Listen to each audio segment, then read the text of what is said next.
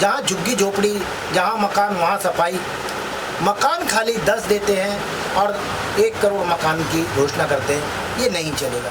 केजरीवाल को जब याद करते, अगर उन्होंने अपना वादा किया था, जो 14 में जो वादा किया था कि एमसीडी के सभी कर्मचारियों को पक्का करूँगा, कहाँ किया? झूठे वादे तो बहुत सारे थे कि सरकार बने तो कांग्रेस जैसी बने, 70 साल तक राज करे, लेकिन कर्मचारियों को दुखी ना हो, जनता को दुख ना हो। आने वाले समय में लोगों का मनोबल कांग्रेस की तरफ बढ़ता जा रहा है। गुजरात में खाता भी नहीं खोल पाई।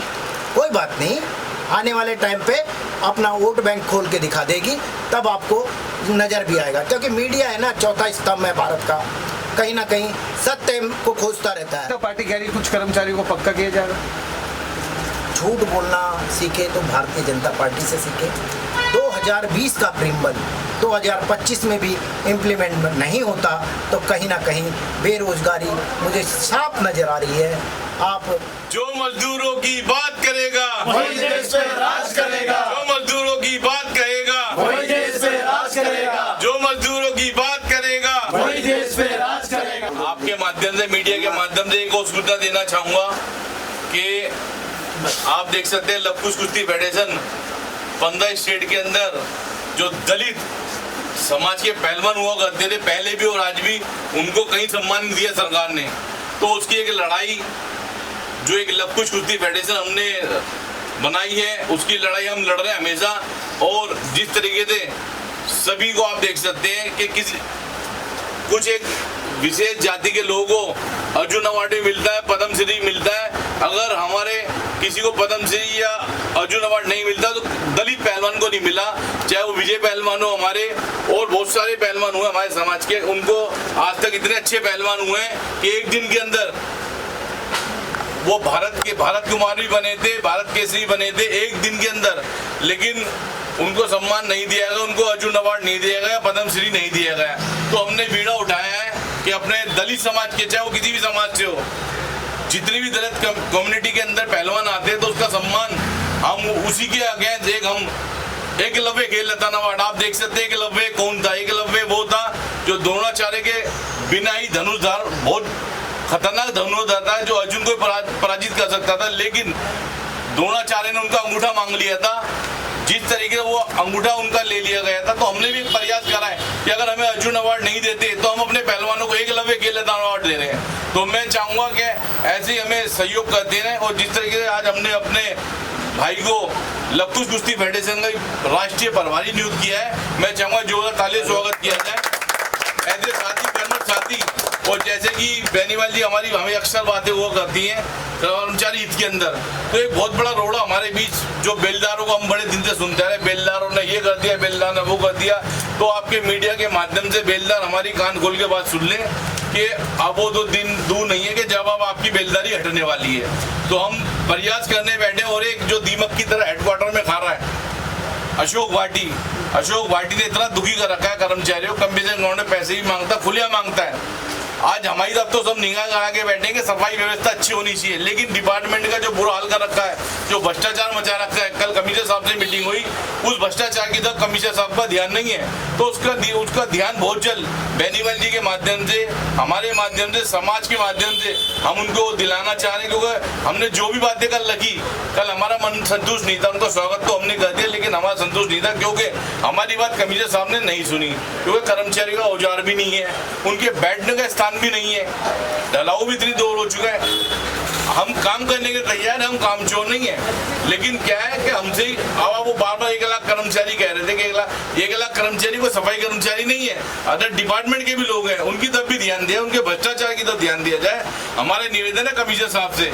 मैं अपनी वाणी को विराम देते हुए मैं चाहूंगा 2 शब्द हमारे बेनीवाल जी जो नवनियुक्त 2 संस्थाओं के प्रभारी, दिल्ली नगर निगम समस्त कोर कमेटी के नवनियुक्त प्रभारी और हमारी जो लवकुश कुश्ती फेडरेशन के प्रभारी बनाए गए, मैं चाहूंगा 2 शब्द रखेंगे। जय हिंद, जय वंदे। जावत जी, एक सवाल में आ रहा हूँ, राजेश जी के भी पास आऊँगा। आपने सिविक सेंटर एमसीडी ग्राउंड में एक बड़ा विशाल दंगल का आयोजन किया था, जिसमें भारत के बड़े बड़े पहलवानों ने जी। शामिल भी हुए थे। क्या ऐसा आयोजन दोबारा देखने को मिलेगा? हाँ, बहुत जल्द प्रकट दिवस पे और बाबा अम्बेडकर। देखो जी, मैं एक बात कहना चाहूंगा सभी से मीडिया के माध्यम से, अगर आपकी दिशा और दशा कोई बदल सकता है तो भगवान वाल्मीकि, उनके हाथ में कलम है, और बाबा साहब अम्बेडकर, उनके हाथ में कलम है।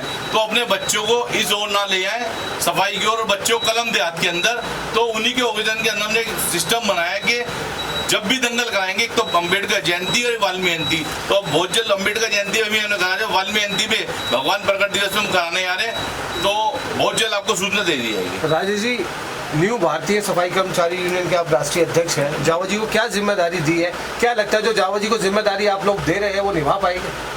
दिल्ली नगर निगम समस्त यूनियन कोर कमेटी एक नाम नहीं है, एक ब्रांड है, और उसके अगर चेयरमैन जावा जी बनते हैं तो उसमें 4 चांद लग जाते हैं। कहीं ना कहीं कर्मचारियों की आशा बढ़ जाती है, समाज की आशा बढ़ जाती है। कहीं ना कहीं ये कहूँ कि अभी लव कुश फेडरेशन के बारे में कहा, जैसे कि 14 अप्रैल बाबा साहब की जयंती, बाबा साहब के हाथ में संविधान है, ज्ञान है, और देश को, भारतवर्ष को, हर नागरिक को, हर जाति को उन्होंने न्याय दिलाया है।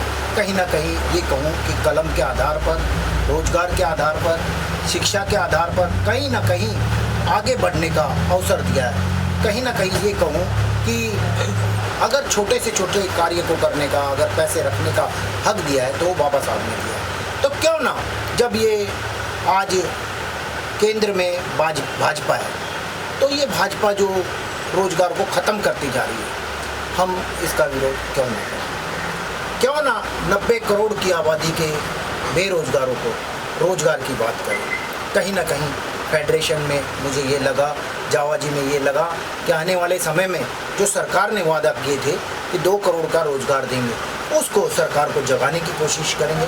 जैसे ये कुंभकर्ण की नींद में सोई हुई है। आजकल जो बच्चे हैं, युवा है, सरकारी नौकरी की तरफ देख रहे हैं, लेकिन हर महीने कहीं ना कहीं बेरोजगार जरूर हो जाता है, लेकिन रोजगार नहीं आ रहा। कहीं ना कहीं ये कहूँ कि आपके चैनल के माध्यम से रेखा गुप्ता जी ने अभी आधुनिक मशीनें उतारी है, क्या आप उसके विरोध करते हैं? बिल्कुल करना पड़ेगा, बिल्कुल करना पड़ेगा, क्योंकि आधुनिक मशीन खाली दिखावे के तौर पर है, लूट के तौर पर है।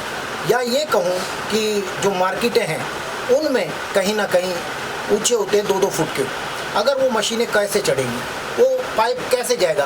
क्या 20 फुट का पाइप दिया है?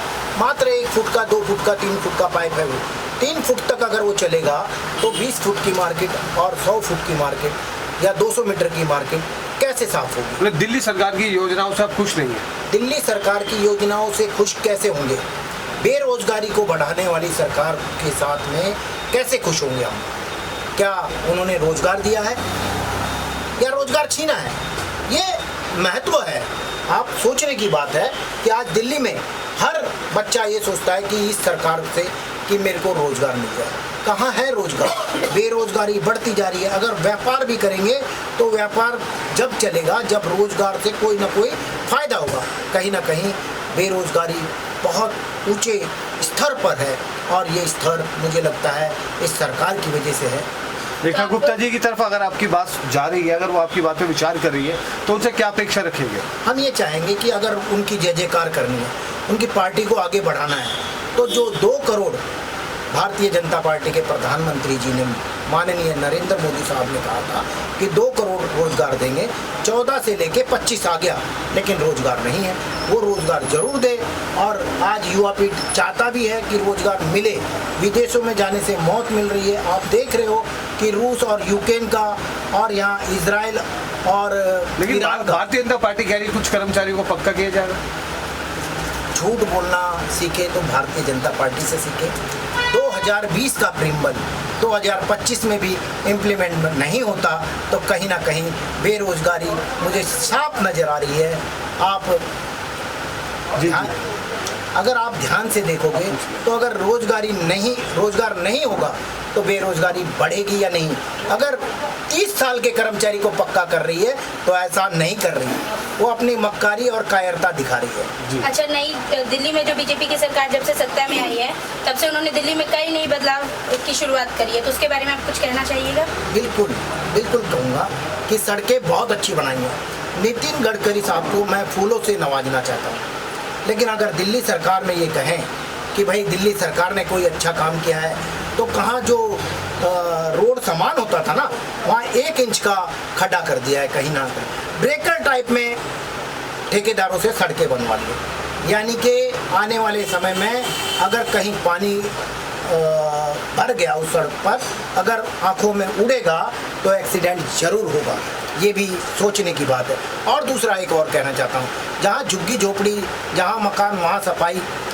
मकान खाली 10 देते हैं और 1 करोड़ मकान की घोषणा करते हैं, ये नहीं चलेगा। जहाँ झुग्गी वही मकान, ये जो नारा बीजेपी ने दिया है, और जहाँ झुग्गी वहीं सफाई, ये नारा होना कुछ चाहिए। लोग कह रहे हैं जहाँ झुग्गी वहाँ शमशान।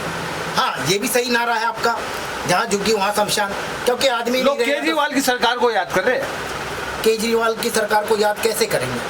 कहीं ना कहीं आपने देखा होगा, ये NSP से लेके आज़ादपुर तक, मधुबन चौक तक, माफ़ी चाहूँगा, NSP से मधुबन चौक तक डिजिटल पटड़ी बनाई केजरीवाल जी ने, और एम्बुलेंस निकलने के लिए जगह नहीं रही। कई व्यक्ति वहाँ से निकलते आते जाते गुजर गए, हॉस्पिटल तक नहीं पहुँचे, इतना जाम लगता है 1.5 घंटे तक का। तो ये सोचने की बात है। केजरीवाल को जब याद करते, अगर उन्होंने अपना वादा किया था, जो 14 में जो वादा किया था कि MCD के सभी कर्मचारियों को पक्का करूँगा, कहाँ किया? झूठे वादे तो बहुत सारे थे, कोई भी वादा कर लेगा।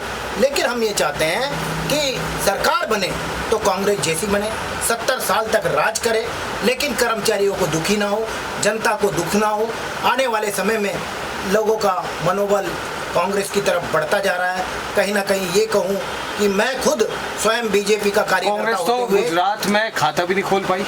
कोई बात नहीं, आने वाले टाइम पे अपना वोट बैंक खोल के दिखा देगी, तब आपको नज़र भी आएगा। क्योंकि मीडिया है ना, चौथा स्तंभ है भारत का, कहीं ना कहीं सत्य को खोजता रहता है, चाहे झूठ बोल के खोजे, लेकिन खोजता रहता है। जिले में जो न्यू सफाई कामगार के राष्ट्रीय अध्यक्ष हैं राजेश बेनीवाल जी के लिए चाहूँगा जोरदार ताले स्वागत किया जाए।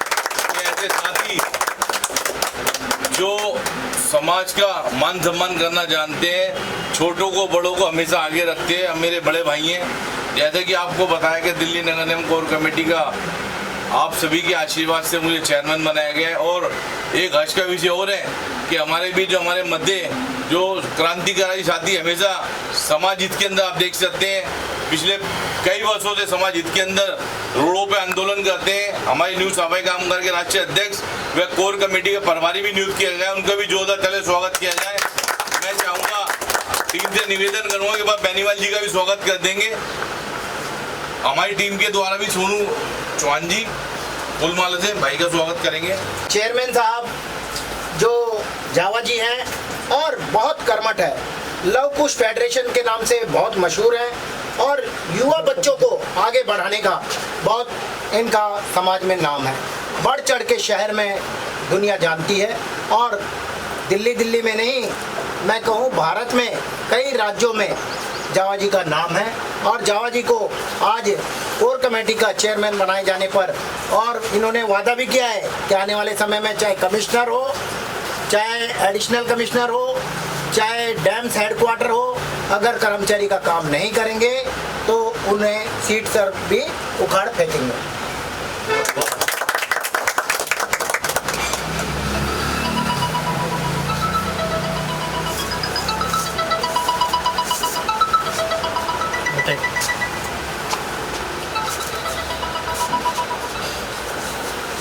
हेलो,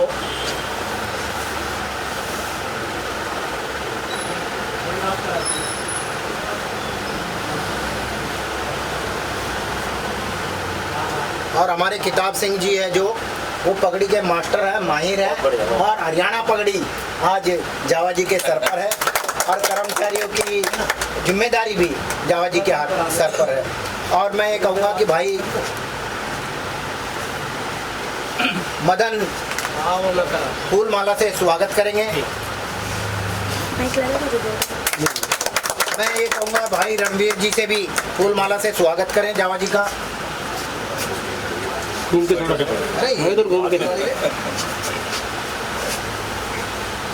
मैं चाहूँगा बीपी गुड़ियाल जी जो जोन के अध्यक्ष हैं हमारे, वो जावा जी का स्वागत करेंगे। ये एक प्यार है, और हम प्यार से रहना चाहते हैं और पूरे समाज को ये कहना चाहते हैं एकजुट हो जाओ। आने वाले समय में शासन और प्रशासन आपकी दशा को बिगाड़ ना दे, आपकी दुर्दशा ना कर दे। इसलिए आप लोगों से सभी से हाथ जोड़कर रिक्वेस्ट करते हैं कि हमारे साथ आकर कंधे से कंधा मिलाकर काम करें।